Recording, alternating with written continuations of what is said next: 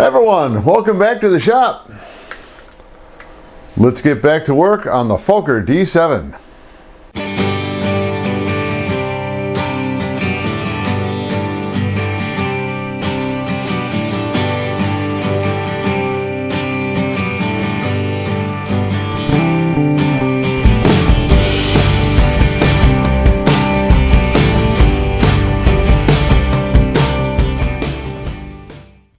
Seeing that I'm still hard at work on getting everything properly sanded.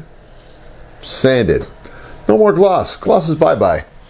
Alright, I've got this much more to go on the top wing, and that's going to take me probably somewhere about 15-20 minutes, and then everything is done with the sanding. I didn't show you guys the bottom wing because you didn't really need to see it. It was just something that was relatively, let's say, a little bit quicker than this one because it's shorter. And we didn't have to worry about the crosses on it. So the crosses are different when you're working on the wings, because even though the sides of the fuselage, you are still doing the same thing where you're working across the structure. These do have that little bit of a dip in the middle, so it's just a little bit different. It almost seems like you want to be a little less aggressive when sanding it, so it takes a little bit longer, but it comes out looking exactly the same. So that's not my main concern. Now, as soon as I'm done with this, so you have to stay tuned until I'm done with this and come on back for the next section. I had to make some, let's just call it, adjustments to the tail, to the horizontal stabilizer, and I will show you what I had to do as soon as we come back. The last piece is done. Everything is finally where we've cracked the glaze on everything, even the ailerons, they're all taken care of. And let me just show you a couple little tidbits on where I'm talking about when you're weathering an airplane, what you want it to look like and how I'm going to dirty it up. Now, if you see closely, if everything focuses nicely, that right there is a crack. When I was sanding this down, there's little teeny cracks. And what it did is it actually dirtied up the paint. That will stay just like it is.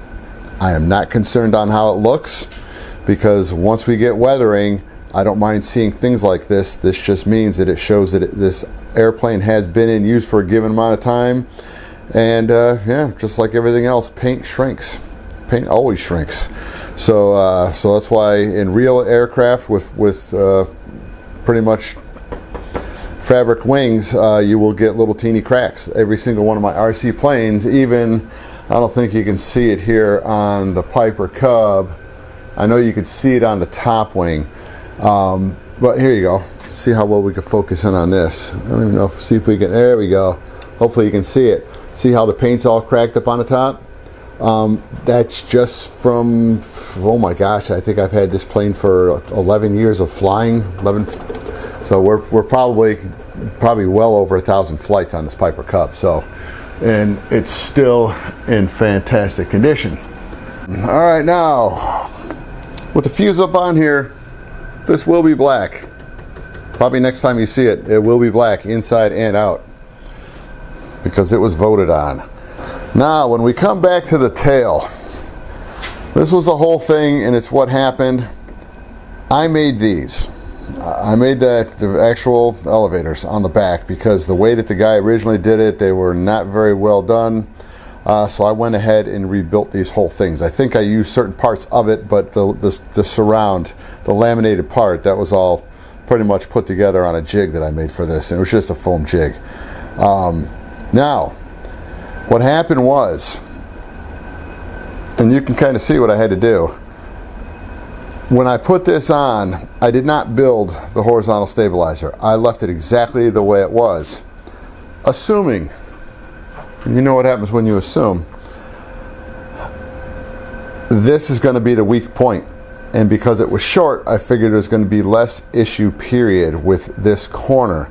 Now, what I should have done was should have come in with a piece of triangle, very acute angle, and just went ahead and put a piece of balsa in here to reinforce that joint. it was 90 degrees, and you can see how much I had to add onto it with some more balsa. It was not 90 degrees. So when you went ahead and you dropped this thing down into place, you can see where that gap was. And even though the plane would have flown fine, I was not going to be happy at all. So I went ahead, came in. What I did was to get the curvature, because this is literally just glued onto the fabric with the paint. So, and it will hold. I'm not concerned about it. I'm not concerned about it coming off, because once this thing gets in and gets rewrapped with another piece of fabric over the top of this one, it's not going anywhere. So what we're doing is, even though this is brand new, never flown, I'm doing repair work that I would do as if we had a little, little whoopsie at the field. And I needed to do a little bit of a repair. So because this is just on the tips and it's not spanning across where I'd have to go ahead and put new fabric on from here on out, it's just going to be over the top of this. So what I'll do is, because it's ready to be covered right now, I'll come in and I'll probably tape it off and either shoot it with a little bit of yellow before I cover it, or I think I still have some yellow food dye.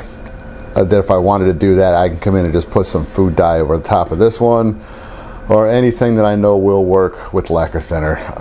Yeah, because it's lacquer thinner. Lacquer thinner pretty much eats everything. So when it comes time for me to go ahead and get this thing covered, I may even just primer it first and then shoot it yellow. So I'll walk you guys through this one, because that will be most likely the very next step of this build.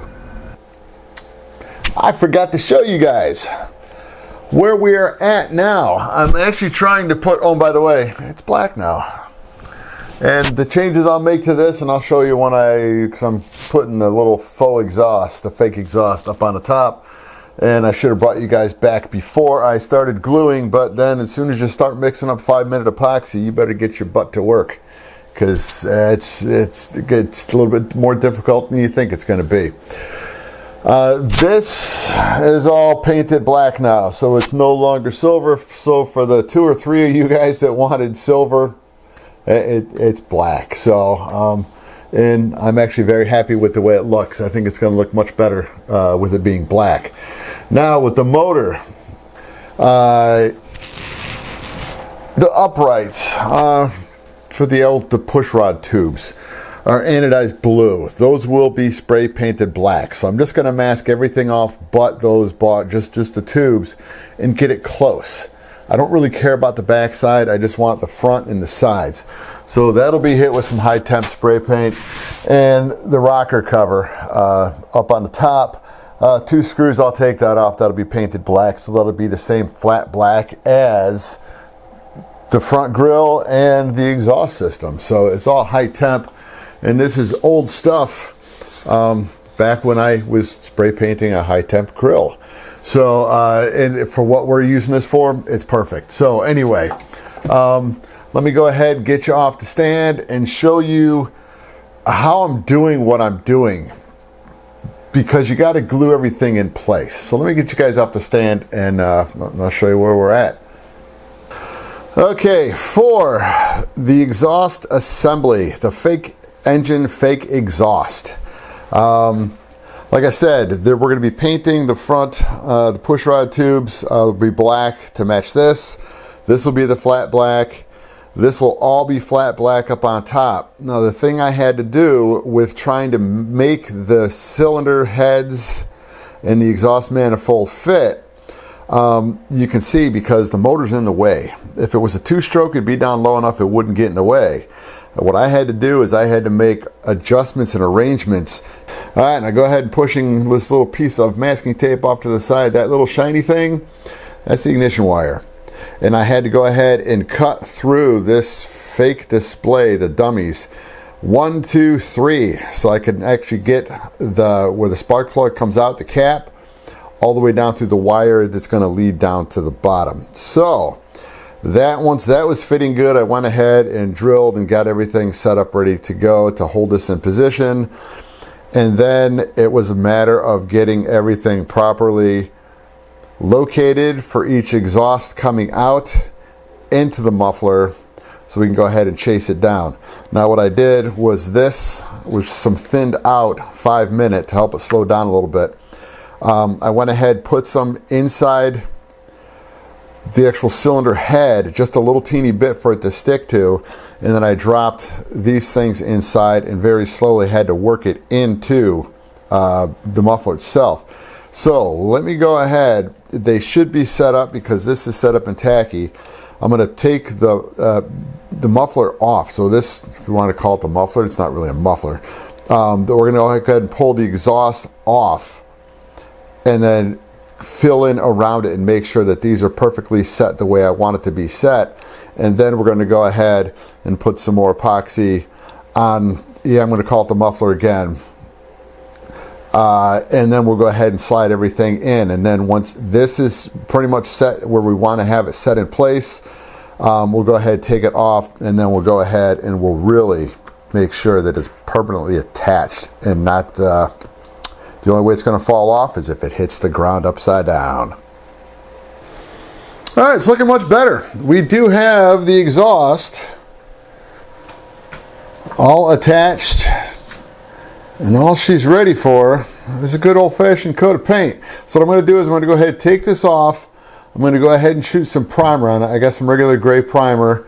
Do some final sanding, and then as soon as that's done, we're going to put that high temp black on it. I'll bring you guys back to show you what it looks like. I'm pretty happy with the outcome.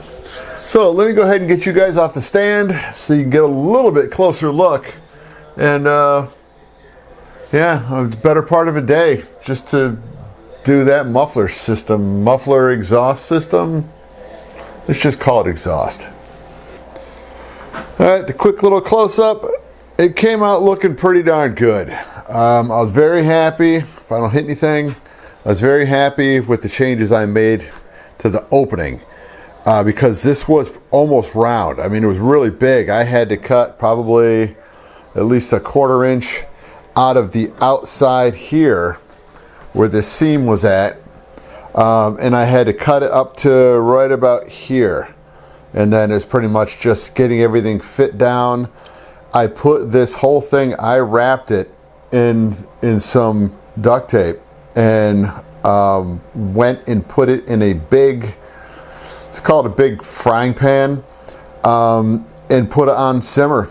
And it was a hot simmer for probably about an hour.